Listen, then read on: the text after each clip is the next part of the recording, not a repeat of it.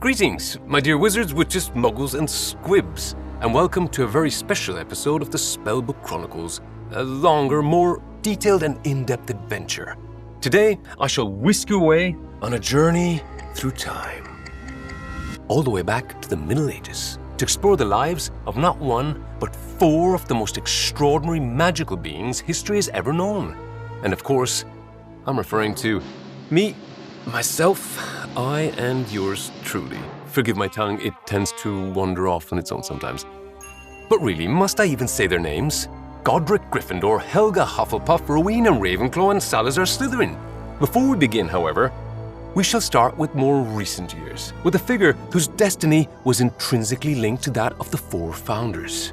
I am, of course, speaking of Tom Marvolo Riddle, and his connection to their four relics. Why did the Dark Lord choose these very objects to contain parts of his soul and turn them into Horcruxes? Why was he so obsessed by them? We shall discover the answers in today's special episode, so grab your popcorn, make yourselves comfortable, and prepare for an adventure that will unveil the true essence of Hogwarts. So, are you ready?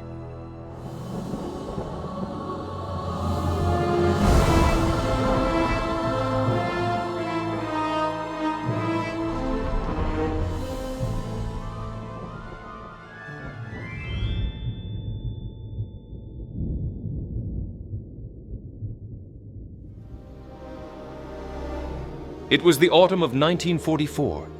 Despite the war raging beyond its walls, despite the darkness that had weighed upon the castle in the previous year, at Hogwarts, a fragile serenity seemed to return with the start of term. Hogsmeade weekends, the Quidditch season. Life went on. Among the students, in his 7th year, there was a boy. Handsome, brilliant, admired. Professors spoke of him as a prodigy, a wizard destined for greatness. Perhaps he would one day become Minister for Magic. Perhaps, in time, he might even rival the great Albus Dumbledore himself. None doubted it. And yet, behind the polite smiles and the mask of charm, a shadow was growing.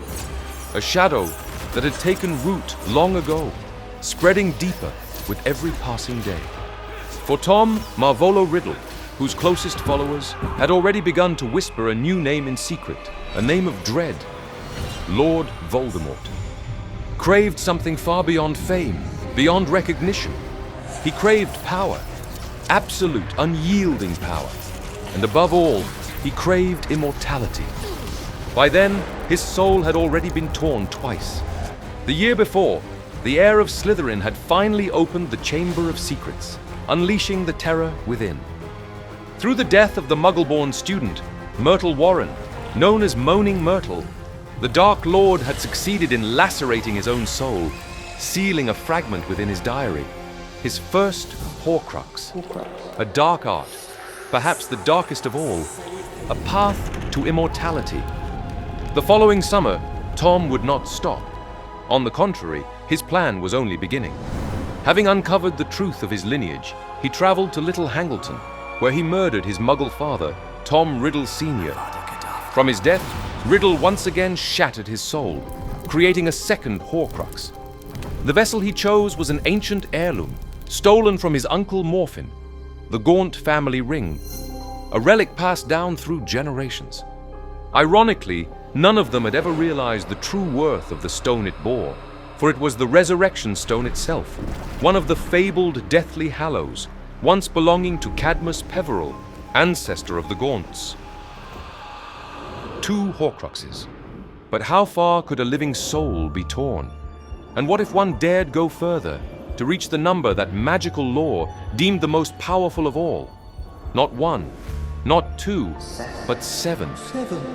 Riddle's obsession with Horcruxes, with his immortality, began to consume him. Slowly, Tom was vanishing, leaving only Lord Voldemort in his place. Yet if his soul was truly to be divided into 7 pieces, he would need vessels worthy of such power. Not trinkets, not mere objects, but treasures of magnitude, artifacts that reflected the grandeur he believed to be his birthright. And so, he turned to the only place that throughout his life he had ever felt he could call home, the Hogwarts School of Witchcraft and Wizardry, a place where, after the harsh and grim years at Wool's Orphanage, he could finally be himself. A place where he could feel special, nurture his ambition, and prove the extent of his exceptional talent. For Riddle, the castle was the center of magical civilization, the very heart of his world. And at its heart were the four who had founded it: Godric Gryffindor, Helga Hufflepuff, Rowena Ravenclaw, and Salazar Slytherin. Each founder represented a virtue he coveted, an ideal he wished to corrupt and enslave to his will. Rumors swirled, whispers spoke of extraordinary artifacts, each belonging to one of the four, each infused with the very legacy of the witch or wizard who had possessed it. And if he could claim them all, he was intelligent, he was ambitious, he was the greatest. If there was anyone in that world of lazy, inept magicians, capable of proving that legend was more than myth, capable of finding these relics, that person was him. Voldemort saw in their relics a mirror of his own grandeur.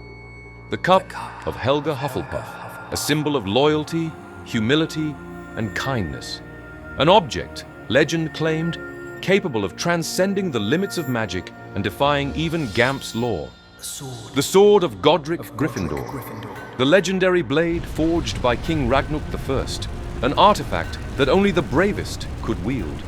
The diadem of Rowena Ravenclaw, the crown of wisdom and intellect, whose fate granted its possessor access to their deepest intuition, transforming them into the sharpest of minds.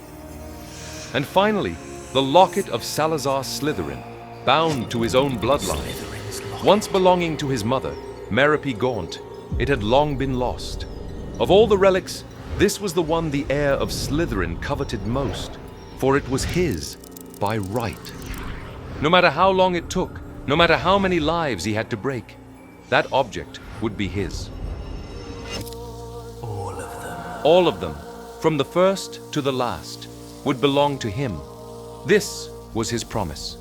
Through them, he was not only preserving his existence, he was writing himself into the very legacy of the wizarding world and Hogwarts, ensuring that the school's eternal story would forever be bound to his name. But centuries before, long before they were corrupted, desecrated, and defiled by the Dark Lord's ambition, these treasures had shaped the story of the castle, and ultimately, the story of magic.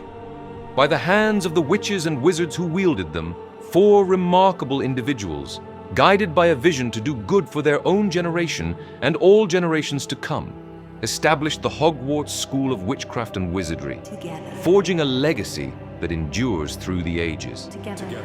This is the story of the four founders of Hogwarts.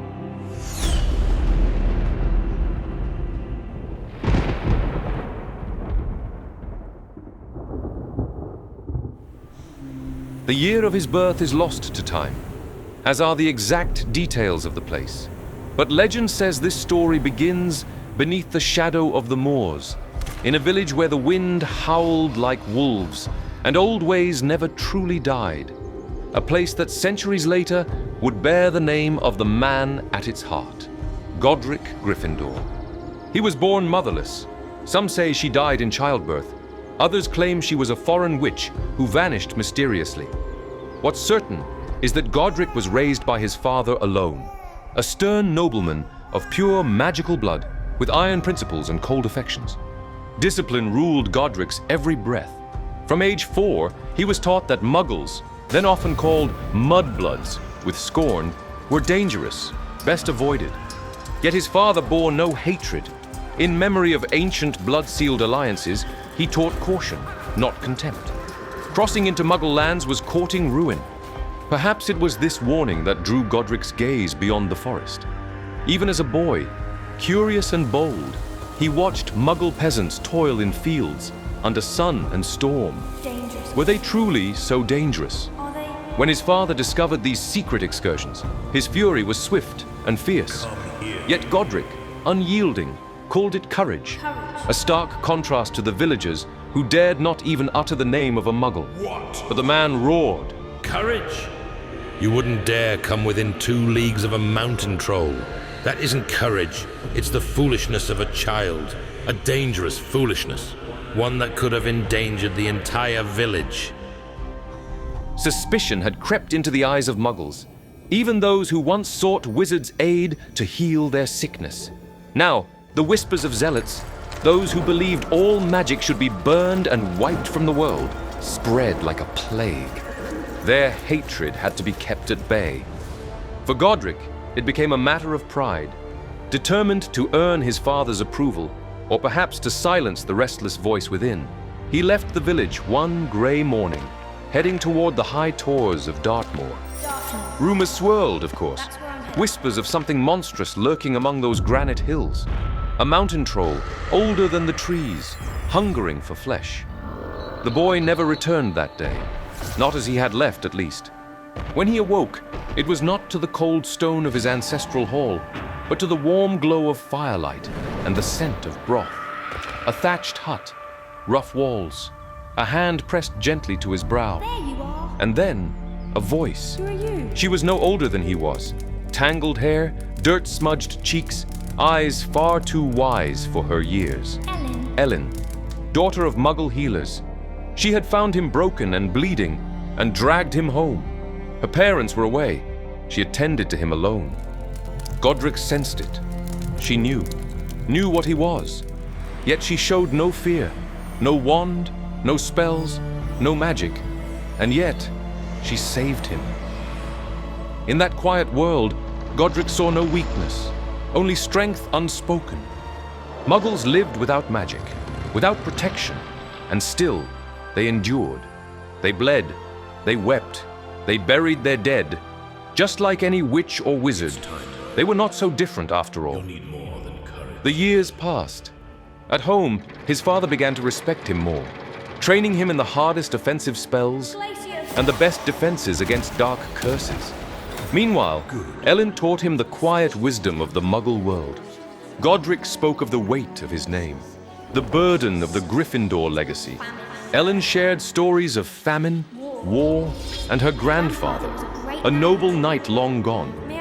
Enchanted, Godric begged to train with the knight's rusted sword. Just once. She smiled, watching him struggle and strain, all fire and grit, wielding a blade far too big for his small hands. You'll see.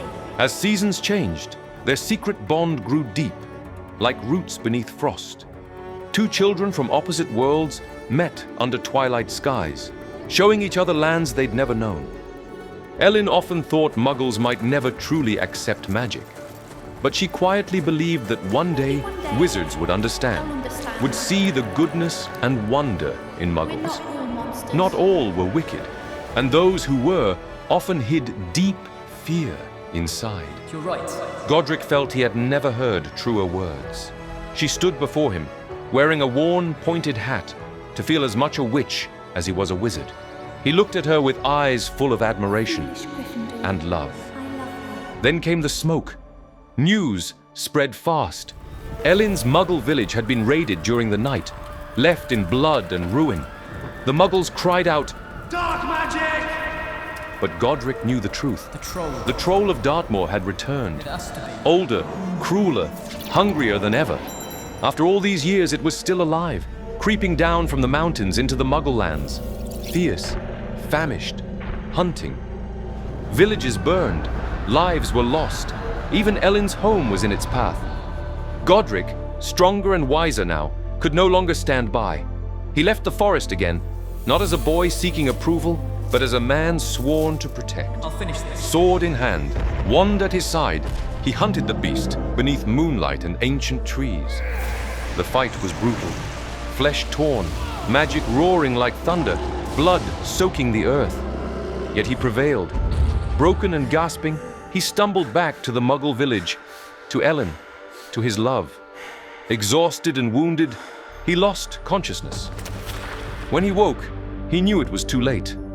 The troll was gone, yes, but so was she. He learned the truth in whispers and fearful looks. The villagers, blinded by fear and ignorance, had blamed her for the destruction. Her stories, her knowledge, her kindness, her friendship with Godric, a sorcerer, a servant of the devil. The village had always known. They called Ellen a witch, and they burned her for it. Something inside him broke. Grief gave way to fury, a rage so vast it could swallow the world. He could have unleashed fire and curse, razed the village to the ground. But then, among the ashes, he saw her pointed hat, untouched. Godric. He remembered her voice, her stories, her smile. She had believed in something better. One day, Godric would build a place where fear did not divide, but unite. Where courage led, not cruelty. A place of learning, fairness, and hope. He would one day call it Hogwarts, but for now, he did not know. Did you know that exclusive Spellbook Chronicles booklets are now available? Ancient volumes filled with secrets just like the ones hidden in the restricted section. But instead of hiding from Madame Pince, all you need is a click. This Muggle technology is amazing. Each booklet contains one of the most beloved stories from the series, enriched with exclusive images. So, what are you waiting for? Start collecting them all. Your support is invaluable. Not only will you enjoy the magic, but you'll also be supporting the channel, allowing us to keep bringing you the most amazing stories, like the one in this episode. So, enjoy the show. Before titles, before taverns and war camps whispered his name, Godric was just a boy with a promise. A vow forged in grief, tempered by longing. The night he left his village, the sky wept with him. Godric! His father's angry voice echoed behind, but Godric didn't look back. He stepped alone into the world, armed with youth, pain, and a fierce need to grow strong. Strong enough to change the world. Strong enough to protect what he once failed to save. For years, he roamed the war-torn lands of Britain, wand ever ready. He fought for kings, for lords, for courts of magic, not for gold, or so he told himself. But beneath it all burned fury, an unspoken rage he mistook for purpose. A wizard without a banner, a soldier without cause. Each battle pulled him closer to legend, but never to peace. Until one day he faced a muggle, a knight armed with only a sword. Something stirred inside him, a tremor reaching back through time. Back to the boy swinging that rusted blade with all his might. Back to Ellen. I won't fight you. Back to honor. He knew using magic here would not be a duel, but slaughter.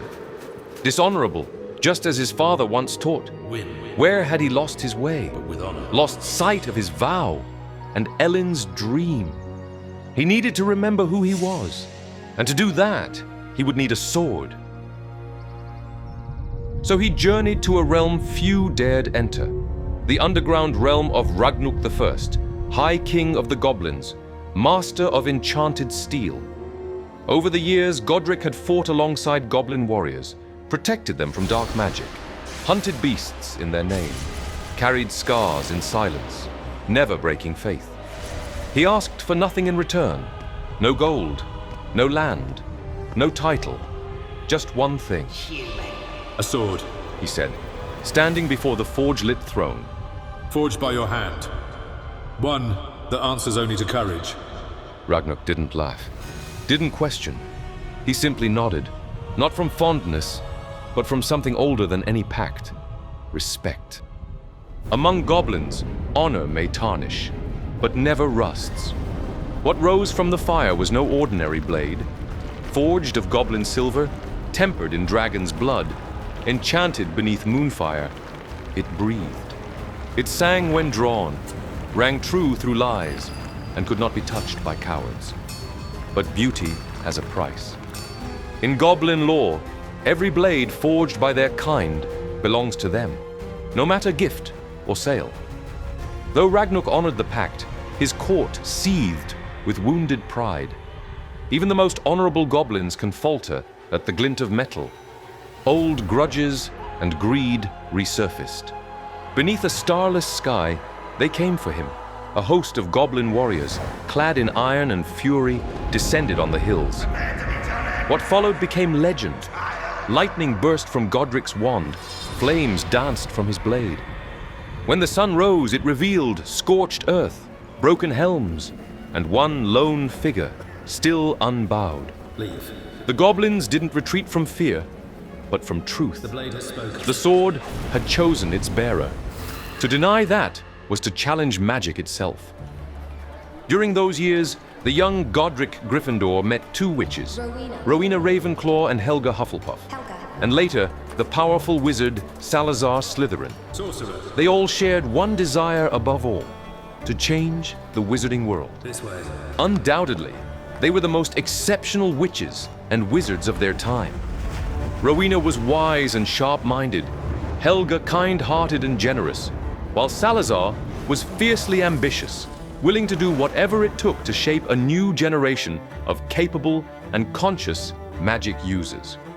A wizard of extraordinary power, Salazar earned Godric's boundless respect, a respect he returned, particularly admiring the honor with which Godric faced Muggles in battle, choosing steel over spell when force was necessary, never exploiting his magical superiority. Face me. Their friendship flowed naturally, like a clear, lively spring. United by a deep love for magic and a profound sense of responsibility, they believed it was their duty to create a future where magic was no longer feared, but a gift to be mastered and used for the greater good. Together, they envisioned, hoped, and dreamed until their vision became reality. A school of magic, the first to unite young witches and wizards from the Anglo-Saxon and Celtic lands. A place that would change history for centuries. Hogwarts School of Witchcraft and Wizardry. They chose the Scottish Highlands for their school, a place hidden from Muggle eyes and rich with a rare, pure energy. Ancient magic.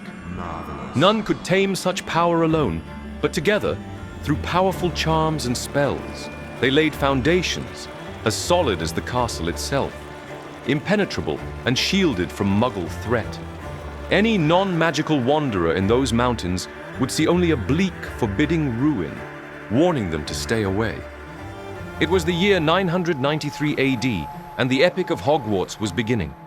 But with it came great responsibility. How to choose which students were worthy. Each founder had a clear vision. They agreed every young witch or wizard with magic should be welcome, but each would be guided by one founder, chosen for their unique traits. For Godric, the true qualities were those his father passed on and life had taught him. Courage, determination, chivalry, and strength of heart. Yet on one point, Salazar disagreed. He believed those without pure blood wielded magic that was limited, unstable, and dangerously unpredictable. Still, trusting Godric, he held back his vision, not to impose it, for the good of the school, for now. Ah, there you are, my beloved viewers. Fear not, I'll be quicker than a golden snitch. First of all, I want to thank you all for being here for this episode of the Spellbook Chronicles.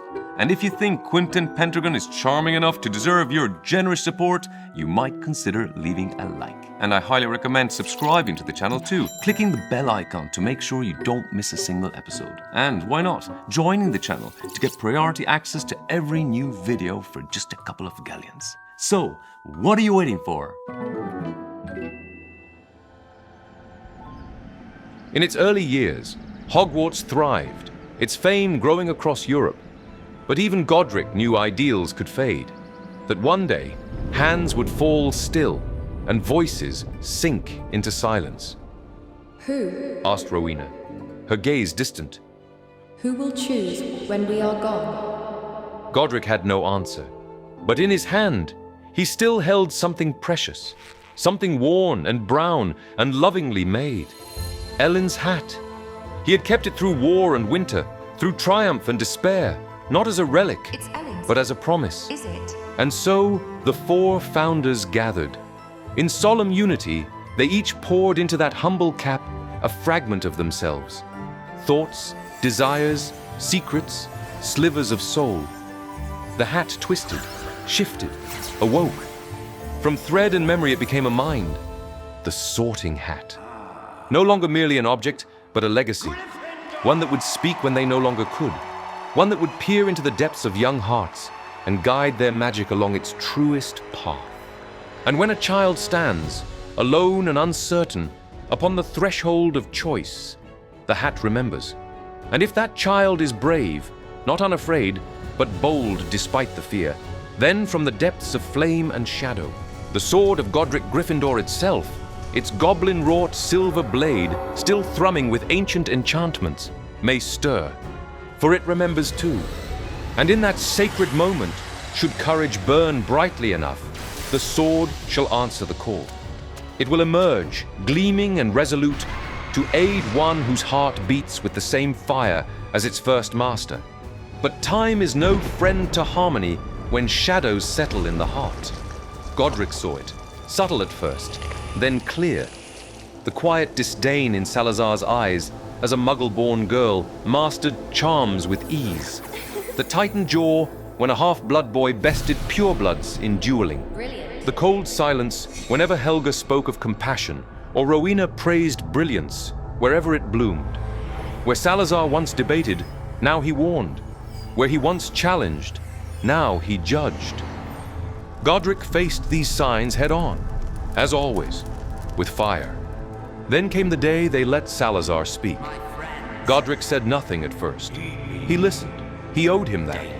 But with every word, the fire in Godric's chest grew. You've gone too far. He had hoped, even then, to find something salvageable. Godric. A thread of the friend he once laughed with, built with, bled beside. Don't do this. But the duel came sudden, inevitable, not between two men, but two worlds.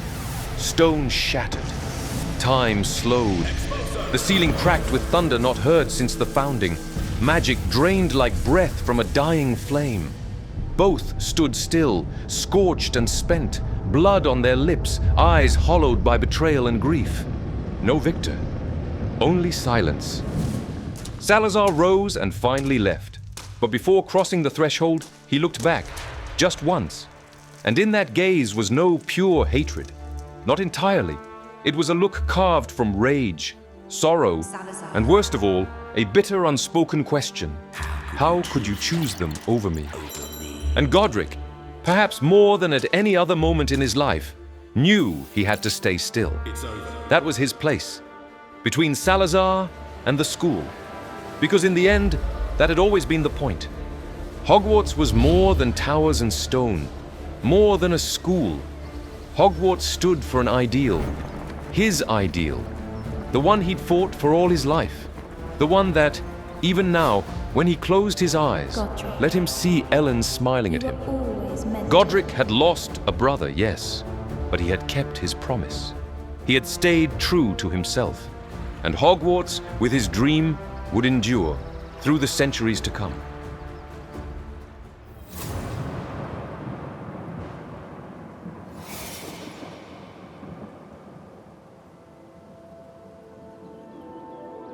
In the shadowed folds of a forgotten Welsh valley, where the mist lingers like a memory and the hills speak in whispers, a young witch once grew beneath the watchful eye of a man who was never truly her kin. Her name was Helga, small in stature, soft of voice, but possessed of a quiet tenacity that would one day make her legend. She had no parents to speak of, none she could remember. She had been found, barely more than a babe, nestled in the roots of an ancient ash tree, swaddled in rough wool and clinging to a curious object, a golden cup, gleaming even in the rain. The man who took her in, if such a word could be generously used, was a reclusive sorcerer known in the region for both his power and his temper. His name was Morwen the Grim. He was not gentle, he did not smile, but he gave her a roof and in time a place by the fire, if not yet in his heart. Helga watched him closely, absorbing his magic like moss drinks in the damp. She had an instinctive gift for healing, nettle poultices, cooling charms, the subtle hum of restorative runes. She'll be well. Morwen taught through silence, but Helga learned through presence. Each day, she was made to practice the disarming spell, Expelliarmus. Wand at the ready. A flick of the wrist, wand at the ready, again and again. A flawless disarm was all it took to end any conflict, or so he insisted. An Expelliarmus at the right moment is worth more than any blasted curse. Old Morwen muttered, his tone always sharp with a touch of disdain. Yet it was not from him that she learned kindness. that came from another, smaller, older, and far more spirited. The household's elf, a creature bound by magic yet guided by love, became her true companion. His name was Twillin, and he was a remarkable cook, by any standard, wizard or muggle. And to Helga, his kitchen was a place of wonder. From him, she inherited a passion for flavor, for warmth, for the alchemy of food shared in good company. More than that, he showed her the quiet dignity of care, of nursing sick creatures back to health, of tending hens as gently as one might cradle an infant bird. With him, she laughed. With him, she learned the kind of magic that cannot be taught by wand alone. And so, beneath grey skies, and in the flickering light of hearth and herb, the girl with the golden cup began to shape the woman she would one day become. It was on an afternoon heavy with stillness, the kind that settles before a storm, that a stranger arrived at the edge of the valley. Cloaked in smoke-grey wool and veiled in whispers, she was known in distant parts as the Pale Witch of Blackbriar. The witch! A name spoken with caution, as though the syllables themselves carried ill fortune. Her presence, rare and unsought, stirred the quiet hills like a blade through silk. She came not by chance. She was searching for a child, for a relic, for something lost that had once belonged to her, or so she believed, the golden cup of Helga. The path led her to the crooked door of Morwen the Grim, nestled beneath ivy and thyme.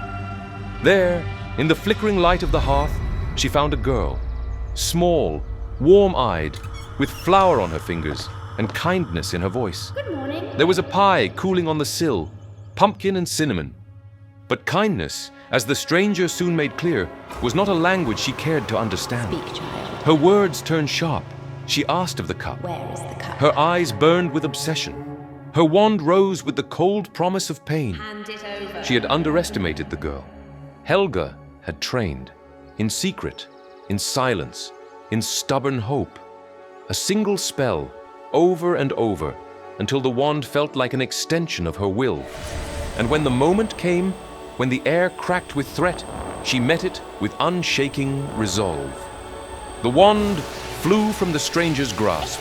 Her fury, unchecked, spilled forth, not with magic this time, but with venomous truth. I know your kind. She had known Helga's family, the Hufflepuffs of Welsh blood, a distinguished lineage of skilled witches and wizards of ancient descent. She had hunted them, had watched their house burn beneath the weight of her ambition. But they had managed to hide from her their final heir, young Helga, along with their most precious treasure. The girl before the witch was the last of that line, a living ember of a forgotten fire. When the old woman lunged, it was not the girl who fell, but the attacker herself, felled by Morwen, who had seen enough. His spell struck with grim precision, and the Pale Witch of Blackbriar crumpled to the floor, defeated not by violence, but by the resilience of the life she had tried to snuff out. In the quiet that followed, something shifted.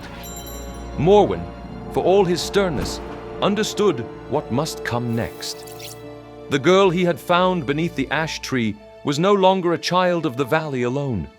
The winds of her past had begun to stir, and with them, a longing for truth, for belonging, Helga, for purpose. my child, She would have to leave. it's time we left. With Twillin at her side, wrapping a parcel of bread and sweet root pies, and Morwen standing silent in the doorway, Helga Hufflepuff stepped beyond the hedgerow path she had always known. Thanks for everything. She carried the golden cup, wrapped in linen, and something far rarer, a sense of who she might become. For the briefest moment, the heirloom appeared to shimmer, or was it merely a trick of the light? Her journey had begun, not toward glory, nor vengeance, but something gentler and deeper. Understanding of her lineage, of her name, of what it meant to be the last of her house, and perhaps, in time, the founder of a new one. And so she traveled. With the golden cup secured in linen and memory, Helga Hufflepuff set forth beyond the borders of the valley that had cradled her youth. Her path led her through wild and whispering lands, across the wind-carved moors of Camry, the rain-soaked woodlands of ancient Albion, and the frost-bitten coasts touched by the long shadows of Viking sails.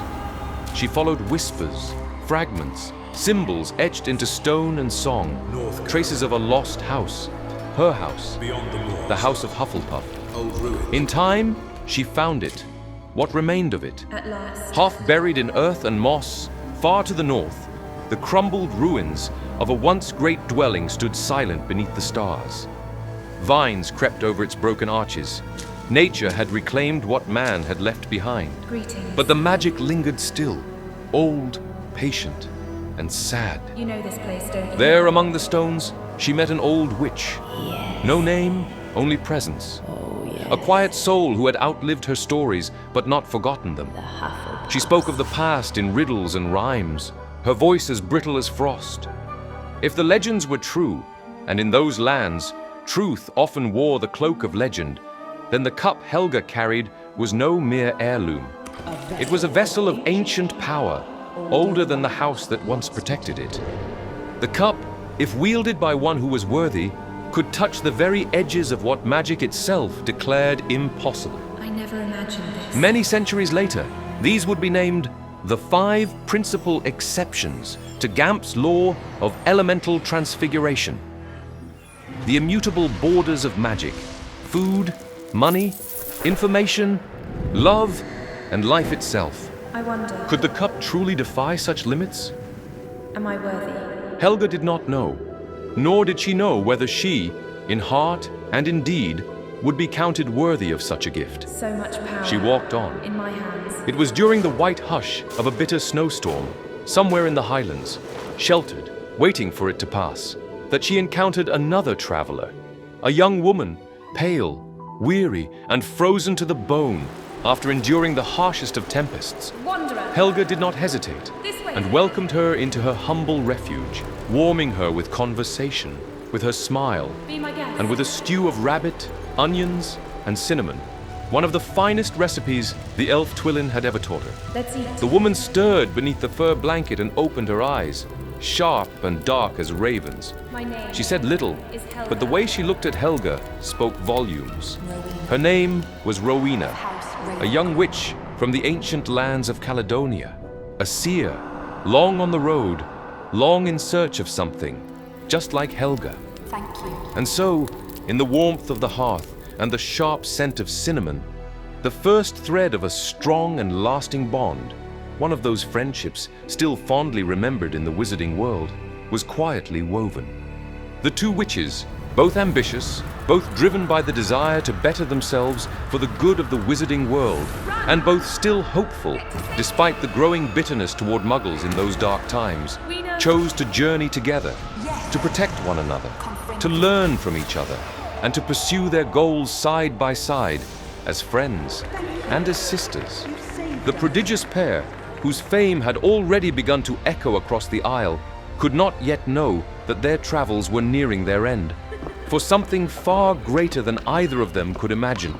Before long, they would cross paths with none other than Godric Gryffindor, a sword-wielding wizard whose renown as an adventurer was already nearing legend, and, shortly thereafter, with Salazar Slytherin, a Parselmouth and sorcerer of extraordinary skill who had traveled across the known world. Join us? A better world, a world of balance, a world of peace. Yes. And so, from a spark in the brilliant mind of her friend Rowena, the idea of a school for young witches and wizards, a place where they could be shaped for the future, where they could be guided in the cultivation of their magical gifts, began to take form. The Hogwarts School of Witchcraft and Wizardry was about to become a reality. It's on us. They chose the Scottish Highlands for their school, a place hidden from Muggle eyes and rich with a rare, pure energy, ancient magic. None could tame such power alone, but together, through powerful charms and spells, they laid foundations as solid as the castle itself, impenetrable and shielded from Muggle threat. Any non-magical wanderer in those mountains would see only a bleak, forbidding ruin, warning them to stay away. It was the year 993 AD, and the Epic of Hogwarts was beginning. But with it came great responsibility: how to choose which students were worthy.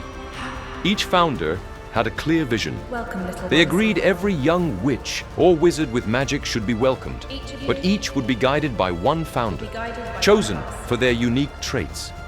For Helga, the true values were those quietly passed down to her by the old Morwen, as well as by the house elf Twilin, and they had guided her every step so far.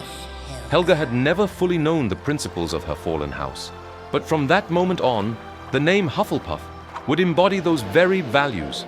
Her values: dedication and hard work, but also loyalty, friendship, warmth, and equality. And why not? A love for the smallest things. The everyday details often dismissed as irrelevant by greater wizards. Morning chatter at first light, sharing a slice of rhubarb tart and a glass of fresh milk before setting off to work. This was Hufflepuff.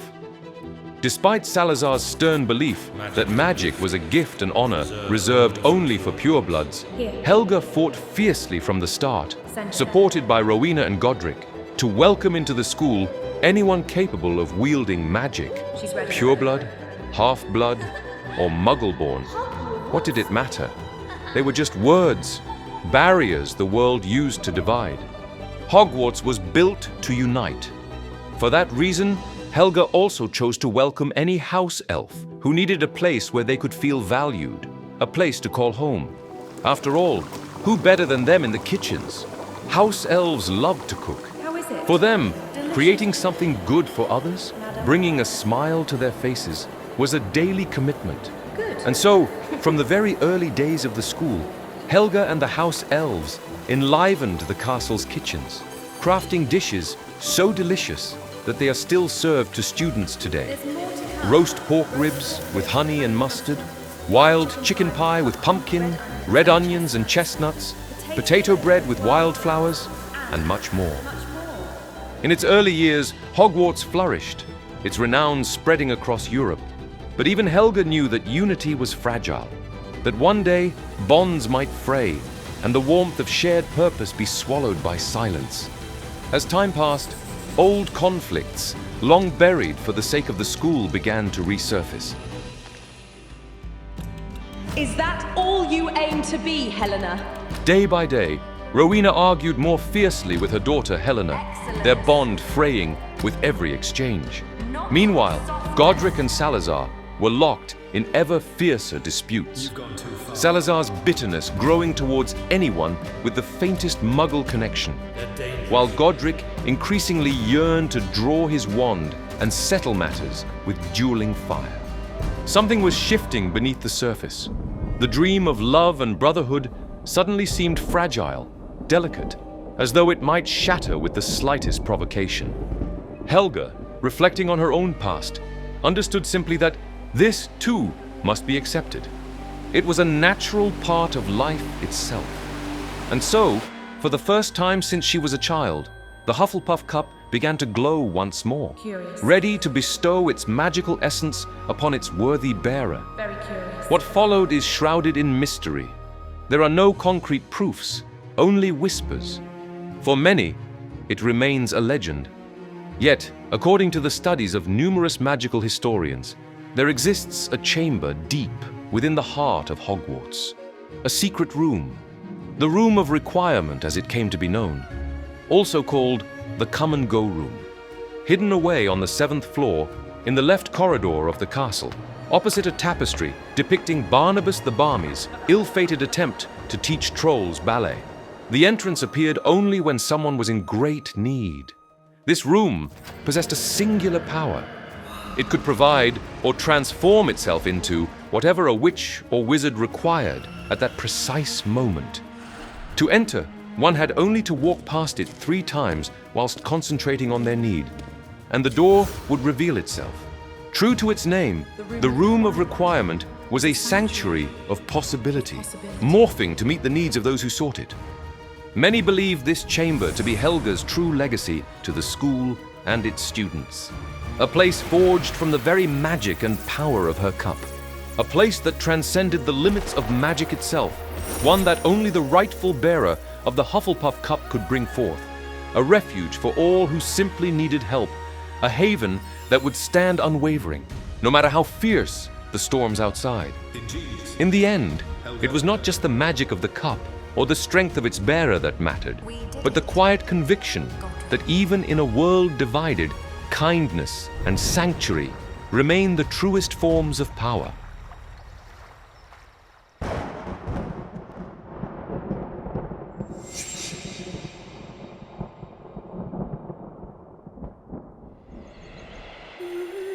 It was in the veiled lands of ancient Caledonia, on the border between the Highlands and the Saxon lands, that, on a night forged by storm, a child destined to shape the history of the wizarding world let out her first cry. Her name was Rowena, of the House of Ravenclaw. It did not take long for her mother to recognize in the child's eyes the mark that had distinguished the Ravenclaw line for centuries. Rowena, The inner eye. focus. To many, a gift. Our inner eye To few, a curse. is a gift. Rowena was a seer, one gifted with the sight, a rare connection to magic itself, through which images would come to her. At times, as vivid as reality, at others as hazy as the wildest of dreams. They were fragments of the time to come.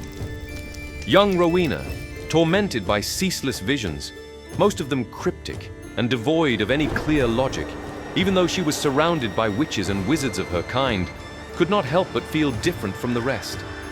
Alone. None but her mother could truly grasp the whirlwind of emotions Rowena was forced to bear. Come with me. It was for this reason that the woman did not hesitate to subject her daughter to a strict and demanding education, one designed not only to help her control and channel the magic of her inner eye, but also to shape her into a skilled and capable witch, an essential requirement for survival in those dark and perilous times. And yet, though her mother, a seer herself, seemed the only one who truly understood her, no matter how much Rowena proved her talent or how hard she tried, it never seemed enough in her mother's eyes. Never a kind word, never a gentle touch. The young witch could not help but wonder, was she even capable of love? But the more young Rowena grew, honing her abilities day by day, the clearer and more coherent her visions became. Among them, one image began to appear in her dreams with increasing frequency, disturbing her sleep with a growing sense of unease. A spray of pale white flowers, the screams of a woman, and finally, blood. Something terrible was about to happen. Rowena knew it. Rowena felt it, deep within her bones. It was a day like any other, and her mother, just as she often did, was to join the other witches and wizards of the village at the smoldering remains of yet another Muggle battlefield. Their task was to tend to the few survivors, a gesture of compassion perhaps, but also the echo of an ancient and long-forgotten pact, forged in the days when wizards and the non-magical still walked side by side before blood and fear tore them apart forever. For the first time that day, Rowena. her mother asked Rowena to join them. You'll come with us. Perhaps at last, she believed her to be ready. It is time. But things took an unexpected turn. Upon reaching the site of the massacre, amidst the anguished screams and the incoherent mutterings of the wounded, something caught Rowena's eye. A detail seemingly insignificant and yet essential. A field of soapwort surrounded the blood-stained earth. Could her vision be coming to pass? Had it been trying to warn her of her mother's death? Rowena should have stopped it. She should have altered the course of events. What purpose did visions of the future serve if the future could not be changed? The young witch begged her mother to leave at once, to return to the village, but she refused, ordering Rowena to stay in her place, and even raising her wand, ready to use it if necessary. You leave me no choice. It was then, at the height of their heated argument, that Rowena revealed the full extent of her power. With an Expelliarmus of exceptional force, far too exceptional, she disarmed her mother. The emotional surge behind the spell was so strong that it hurled the woman backwards, and she fell, tumbling down the edge of a cliff. Despite her desperation and the swiftness with which she rushed to her mother's side, fate had already cast its dice. It was too late. Yet with the last of her strength, with her final breaths, the woman passed on her most important lesson. Be strong, Rowena. Cold, detached, logical, but fair. Only then will you be able to control your curse and turn it into a gift. The future is not shown to us so that it may be changed, but so that it may be accepted. As pain, too, must be accepted. From that day on, Rowena never returned to the village. She knew the time had come to leave, to make amends for her mistakes, to make peace with the past, and to accept both the present moment and the future to come. In doing so, she would honor her mother's final words, words that would stay with her until the very last day of her life. Thank you, Mother. The young witch then set off to travel across the British Isles, seeking to expand her magical abilities, and most of all, in search of mentors who could complete her training as a seer.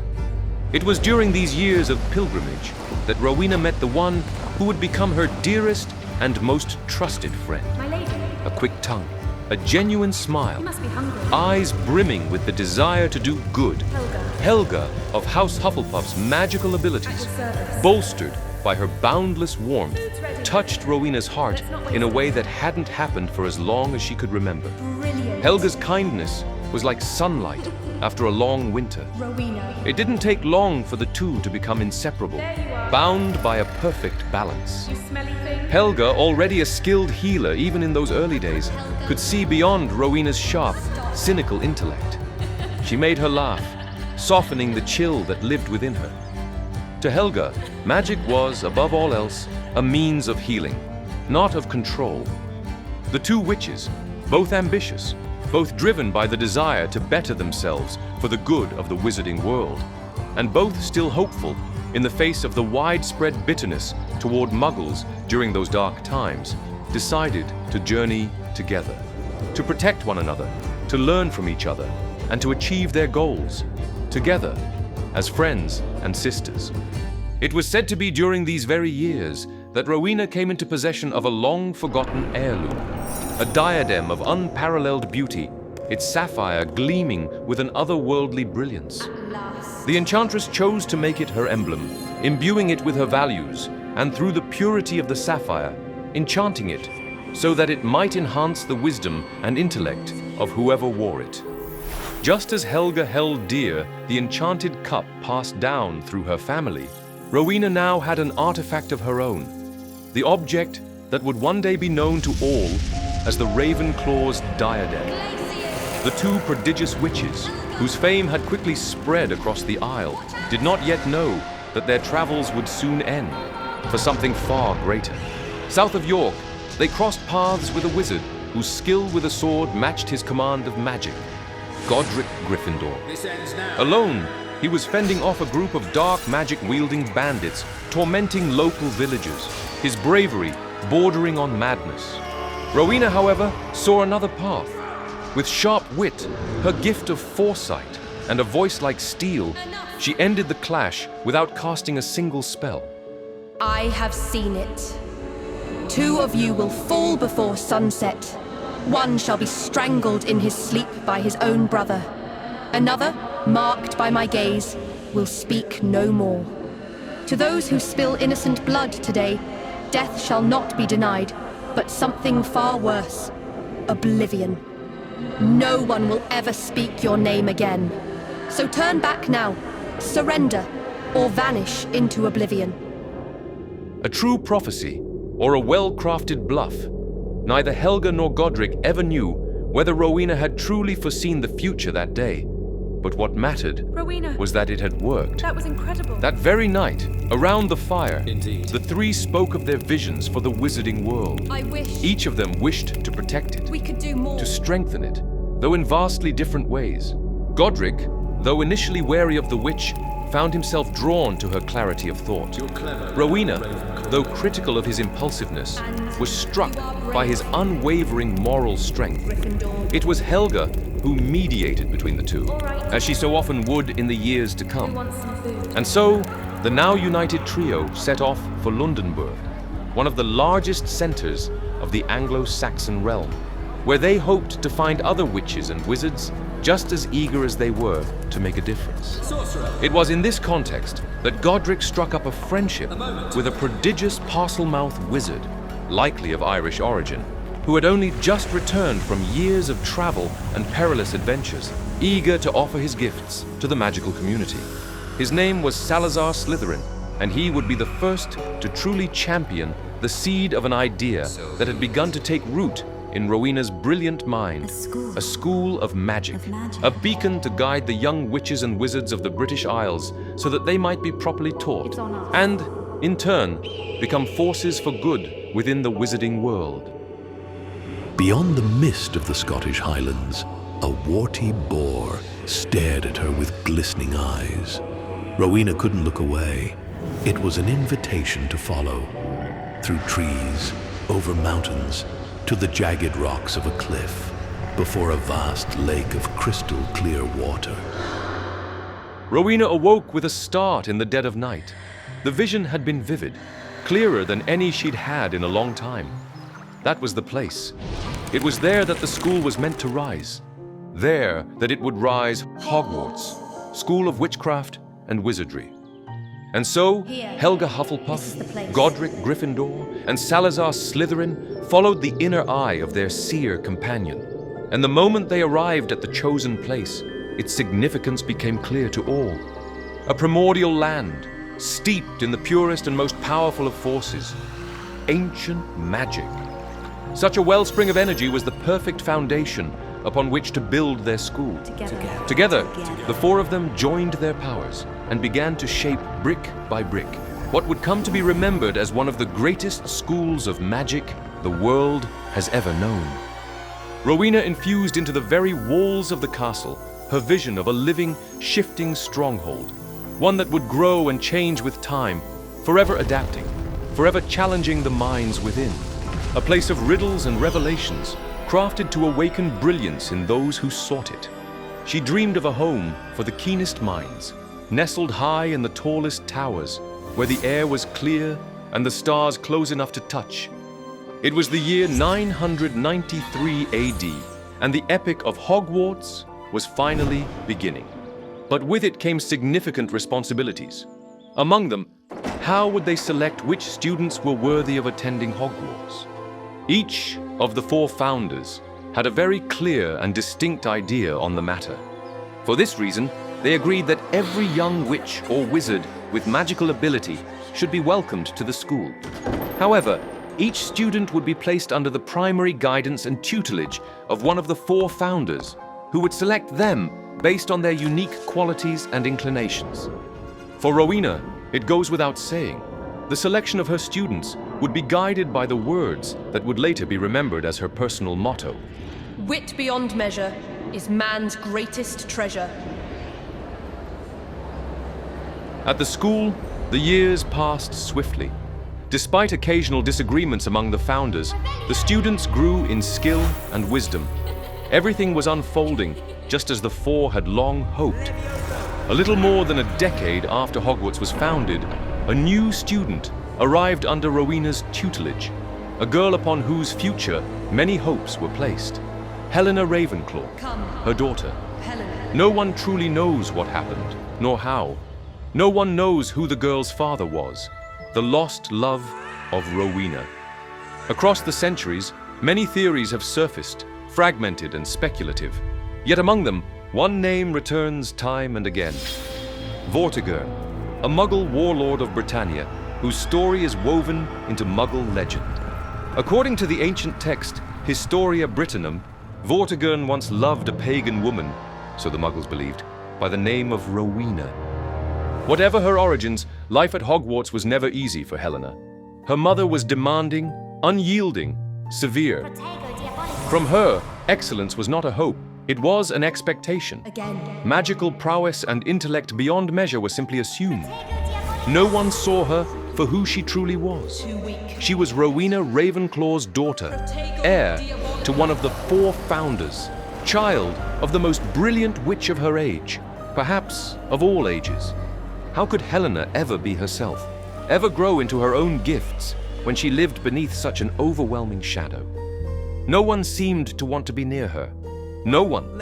Except for a noble-born Slytherin boy who, despite everything, would have done anything to make her smile. Go away. But Helena never saw him. Leave me alone. She felt alone, misunderstood. Despite appearances, it was Rowena, more than anyone, who truly understood her daughter. Helena. What Helena was going through, she had lived it herself many years before. I do this for her, she told herself, to make her stronger, to make her wiser than I ever was.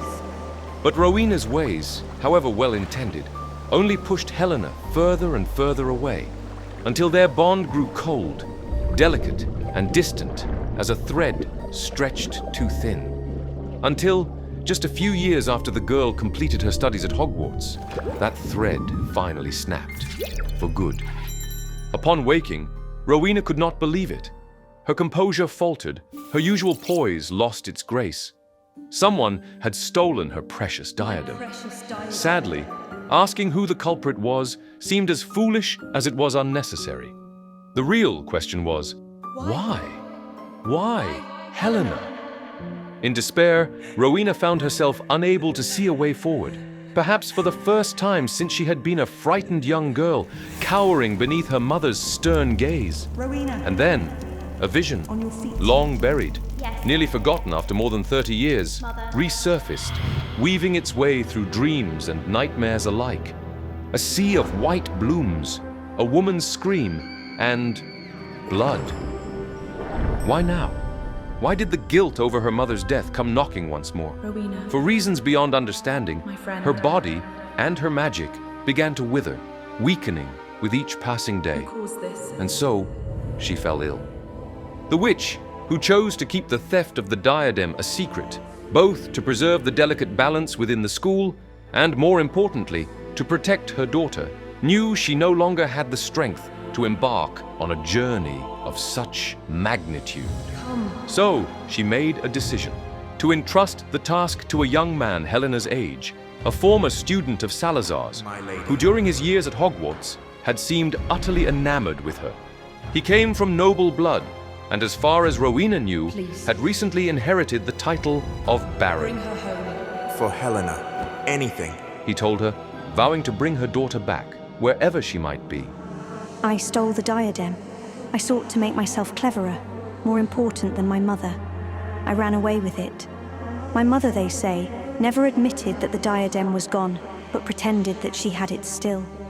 She concealed her loss, my dreadful betrayal, even from the other founders of Hogwarts. Then my mother fell ill, fatally ill. In spite of my perfidy, she was desperate to see me one more time. She sent a man who had long loved me, though I spurned his advances, to find me. She knew that he would not rest until he had done so.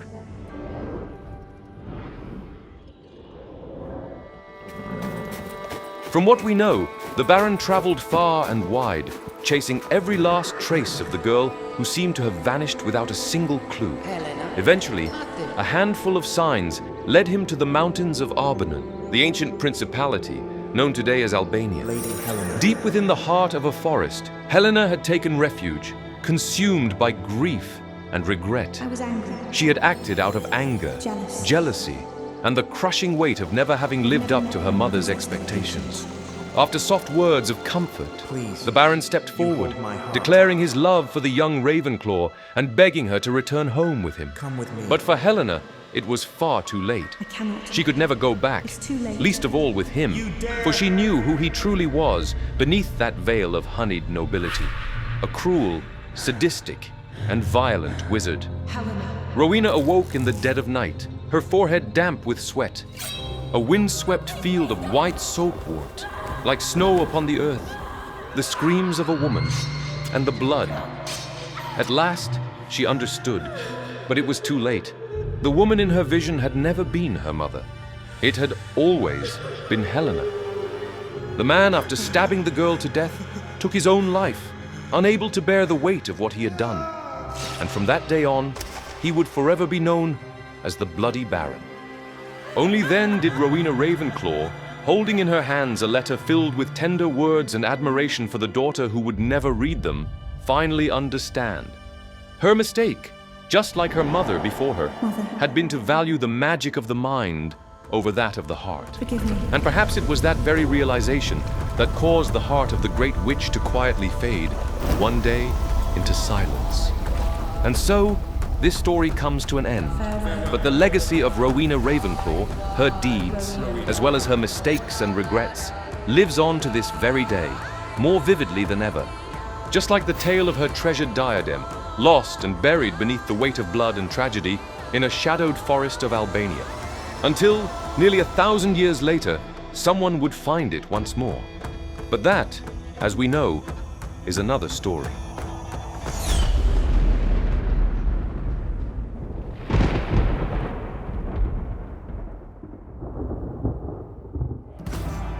An era long before the International Statute of Secrecy was established to shield the wizarding community from muggles and conceal its existence from the wider world.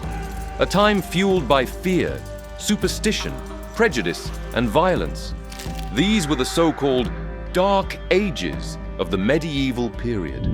It was in the shadow of this oppressive reality that a prodigious child was raised by his pure-blood parents, either in one of the Anglo-Saxon kingdoms or, as some historians suggest, more likely in one of the Irish realms. It was clear from the very beginning that young Salazar's magical talent was something extraordinarily rare, a gift that, due to the seclusion of the desolate fens where the Slytherin family lived, he had the opportunity to nurture and hone day after day, becoming ever more sharp, perceptive, brilliant. You are destined for greatness. The magical education provided by his parents was instrumental in this, and Salazar would spend entire mornings hunting with his father and entire afternoons gathering potion ingredients with his mother. But the moment the young boy cherished most in his heart was the time spent with his many friends in the fens, the snakes. They told him about the world, tales of bygone eras, and dark, precious secrets that helped Salazar understand magic in all its facets, preparing him for his future. The boy's eyes widened in surprise when his mother revealed to him that Parseltongue, the language of snakes, was an exceptionally rare and hereditary gift, even among wizards. An ability whose origins, to this day, many magical scholars attribute to the Gorgons, dark parcel-mouthed creatures of ancient Greece, from whom the powerful wizard Herpo the Foul is believed to be a direct descendant. At the age of 10, now considered nearly an adult, it was time for Salazar to take his first great step as a wizard. I shall find it. He needed to obtain his own wand. My wand. In those days, although a few craftsmen like the Ollivanders already existed in the Anglo-Saxon kingdoms, the practice of purchasing one's wand was not yet commonplace. Back then, especially for witches and wizards living far from the larger settlements, it was customary to seek out the druids, who believed that any plant with a woody stem could be used in wand making. In the Anglo-Saxon kingdoms, at least, it was common for the purchaser of a wand to provide their own core, or request something specific, usually a traditional or well-liked substance. But Salazar had no intention of turning to anyone else for the creation of such a crucial artifact. He would craft his wand with his own hands, a wand superior to any ever conceived. The boy ventured deep into the forest, determined to find the remains of the one the snakes had whispered about for so long, their ancient king, the most powerful and majestic of all serpents. A creature originally conceived by none other than Herpo the Foul, who discovered that a chicken egg hatched beneath a toad would give birth to a truly unique being, the basilisk. Of the many fearsome beasts and monsters that roam our land, there is none more curious or more deadly than the basilisk, known also as the king of serpents. This snake, which may reach gigantic size and live many hundreds of years, is born from a chicken's egg hatched beneath a toad. Its methods of killing are most wondrous, for aside from its deadly and venomous fangs, the basilisk has a murderous stare, and all who are fixed with the beam of its eye shall suffer instant death. Spiders flee before the basilisk, for it is their mortal enemy, and the basilisk flees only from the crowing of the rooster, which is fatal to it.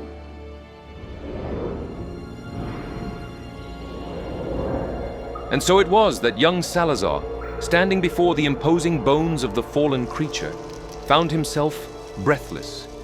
Kneeling before it with reverence, as if in the presence of something once divine, the young wizard claimed one of its horns. Mine. It would become the core of his snakewood wand. At last. The artifact the young boy crafted was something that remains inexplicable to this day. An object so infused with magic and power that it appeared almost sentient. Through the use of Parseltongue, Salazar instructed his wand to listen, understand, and above all, obey only its master, binding it to sleep should it ever fall into the wrong hands.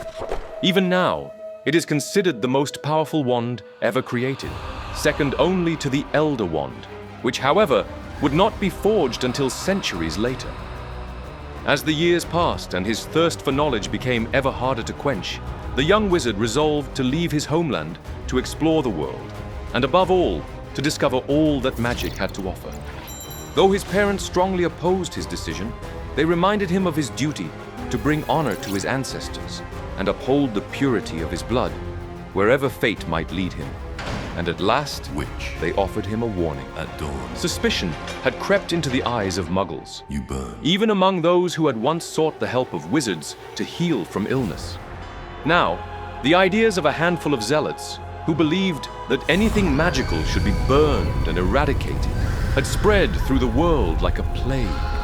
The hatred harbored by those beasts had to be kept at bay or suppressed. As the witch hunts grew ever fiercer, wizarding families began to live double lives, using charms of concealment to protect themselves and their families. By the 17th century, any witch or wizard who chose to fraternize with Muggles became suspect, even an outcast, in his or her own community. Some historians propose a theory suggesting Irish origins for the Slytherin family, connecting their lineage to Maewyn Succat, known to Muggles as Saint Patrick. As legend has it, the saint drove all the snakes from Irish soil, purging the land of impurity. While Muggles interpret these snakes as a metaphor for Celtic pagans, magical historians consider it evident that they were, in fact, many of the witches and wizards of the Irish territories. If this were true, it would mean that the Slytherin family, Salazar's ancestors, were among the very few to survive St. Patrick's purge, forced to live in the shadows, to hide, to avoid extinction.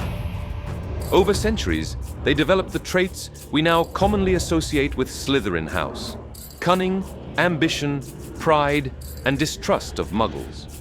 What began as survival instincts gradually evolved into what today might be seen as elitism and prejudice. And so, Salazar Slytherin set out on his journey, traveling through the greatest and most prosperous magical cities of the time, from Paris to Cordoba and all the way to Constantinople. The young wizard immersed himself in the study of the most complex forms of magic, experimenting and honing his understanding of the dark arts to its highest potential. In particular, he delved deep into the study of the unforgivable curses, which at the time were still fully legal and not unforgivable, widely used as a means of defense against Muggles. Muggle scum. By now, having become the great wizard he was destined to be, Salazar felt in his heart that it was time to return home. He knew that all those years spent studying and experimenting had to culminate in something greater, a higher purpose for the good of the entire magical world. And so, Slytherin set sail for Londonburg, the greatest of the Anglo-Saxon cities. It was here, in this wizarding world, that Salazar found the answer to the destiny he had been seeking. It had never been easy for him to come across a witch or wizard of his age truly worth noting. But not in Londonburg. There was a wizard, Godric Gryffindor, so skilled that he had single-handedly defeated an entire army of the Goblin King, Ragnuk I. And what about the witch, Helga Hufflepuff, known by all as the most talented in charms and healing magic? Salazar. And then there was her, Rowena Ravenclaw, as beautiful as she was, brilliant, a tremendously powerful witch and the most exceptional seer he had ever encountered. You've traveled far. The friendship between the four sprang forth naturally, as clear and lively as a spring brook. Each of them shared a deep love for magic, and above all, felt a profound responsibility towards the future of the wizarding world. It's on us. They believed it was their duty to do everything in their power to ensure prosperous and harmonious centuries for future generations.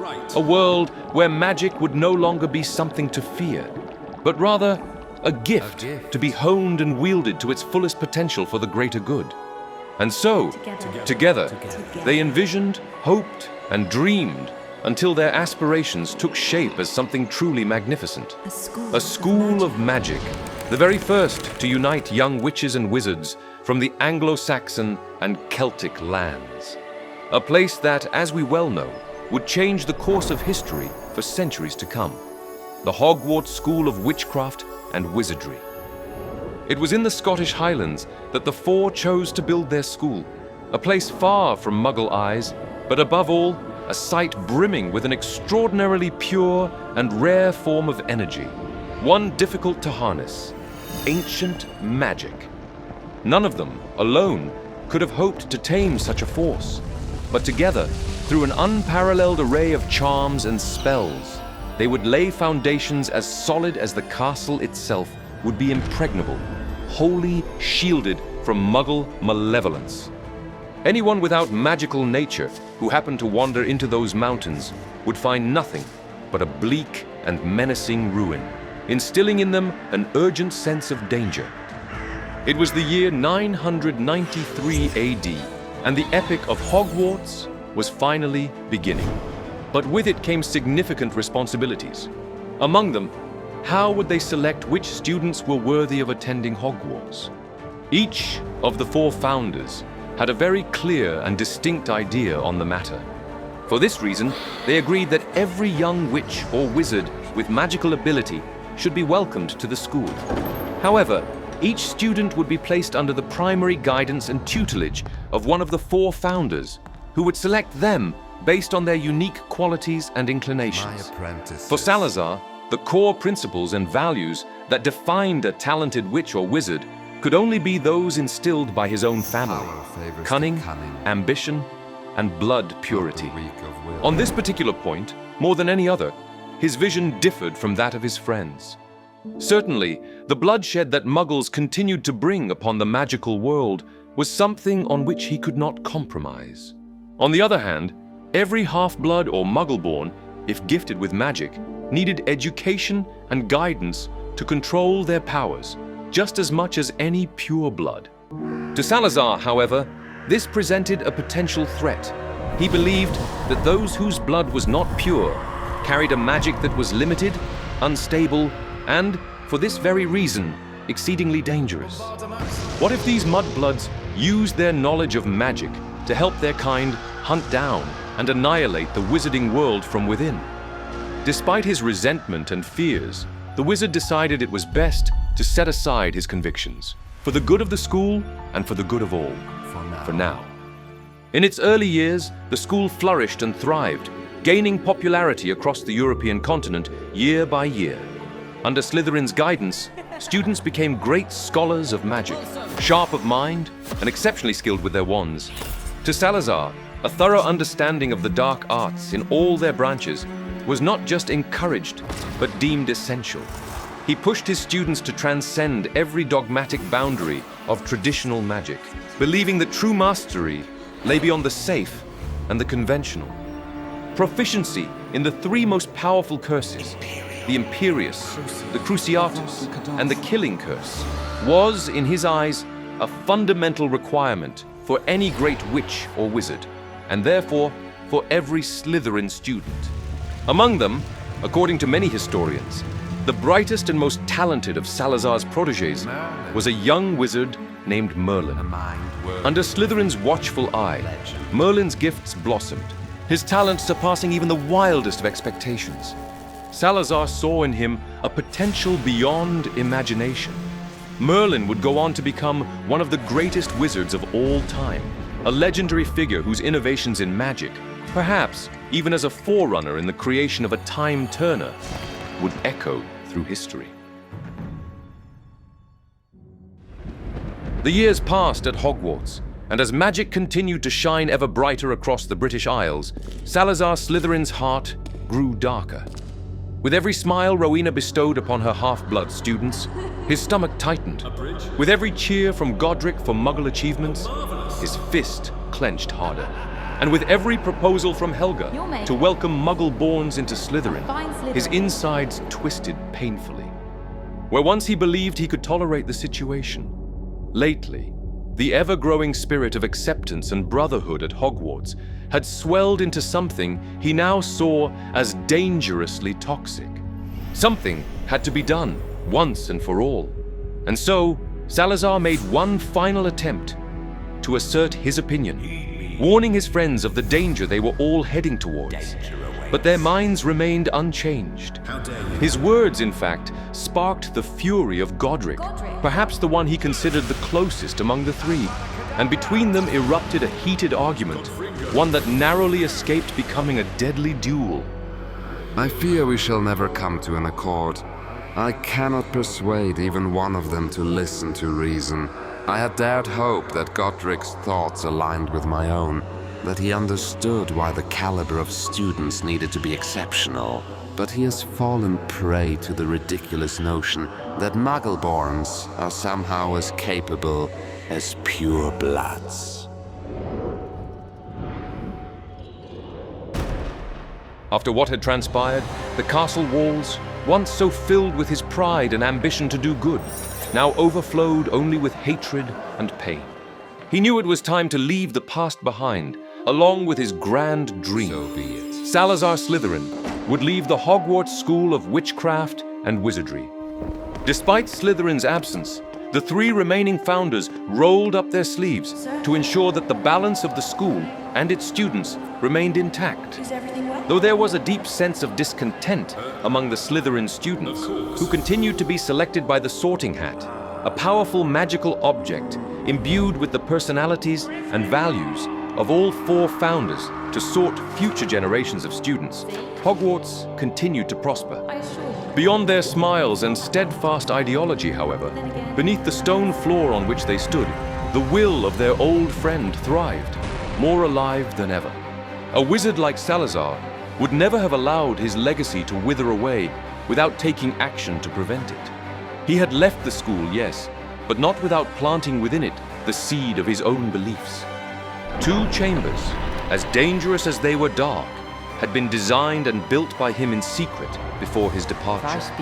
One was a scriptorium, impossible to find without the gift of Parseltongue, and impossible to survive without demonstrating a willingness to use the Cruciatus Curse, an allegory of his philosophy. To do good in this world, one must unfortunately be prepared and aware that it will inevitably bring misunderstanding and pain. Inside the scriptorium, Salazar had left his precious spellbook, an artifact of immeasurable value for the boundless knowledge contained within it. This is incredible. According to some rumors, the book was recovered in 1891 by a Slytherin student, Sebastian Sallow, only to be destroyed a few months later. But it was not in the scriptorium that the wizard had placed all his hopes for the future of Hogwarts. No, there was another chamber, hidden deep within the castle's foundations, far more sinister and deadly, the Chamber of Secrets.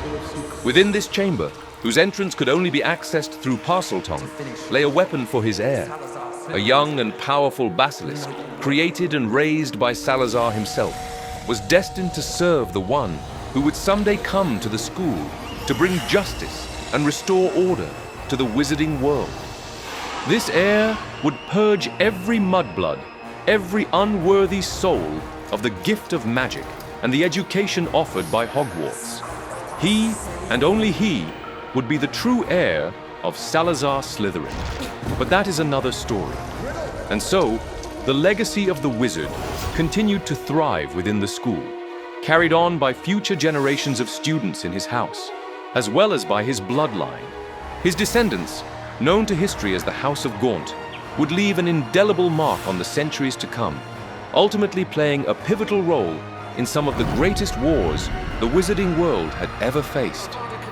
But there is another story, the story of Salazar Slytherin's wand, a wand passed down through generations of his descendants in Ireland, only to set sail across the ocean and forever shape the course of events on American soil. I'd love to tell you this story, the story of Ilvermorny School of Witchcraft and Wizardry, perhaps in our next episode.